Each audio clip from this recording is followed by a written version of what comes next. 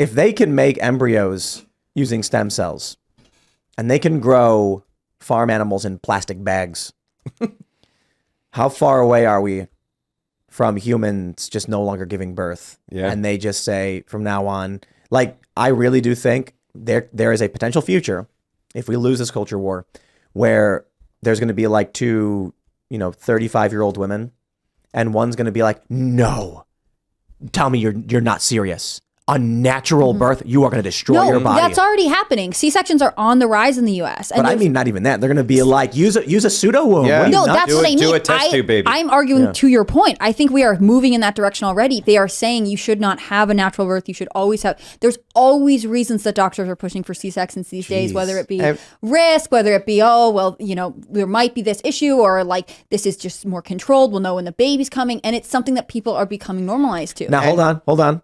If we get to that point, and we are also very close to the designer baby period, China has already had several stories about super soldier program where they're genetically modifying humans to make them more resilient, more robust, stronger, taller, etc.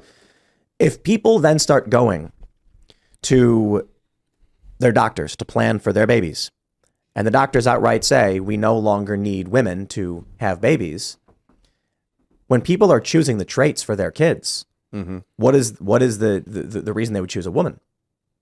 I mean that sincerely. I'm not saying there isn't one. I'm saying, what do you guys think they would say? Because I feel like when it comes to strength, height, social status, and this is coming from the left perspective of patriarchy, parents are going to be like, let's just choose a boy. So there are certain, obviously, benefits to, like, women have historically always been better at certain things like creating communities, empathy, and those things will still need to exist in society. Of course. But I think in the short term, you're going to have parents being like very liberal, very leftist, but going, but we do know the patriarchy is real, so let's not subject a daughter to that. Let's have a young boy. There'll be quotas. Or they'll have a girl Maybe. who then they want to transition to be a boy. But that's what I'm actually It's just talking a about. boy with extra steps. Or we'll literally get to the point where you just don't have genitalia. You're just completely non-binary, a true non-binary. Maybe that one's a ways off, but Yeah. I do think the first step before that is you will likely just see parents being like, boys are going to be easier.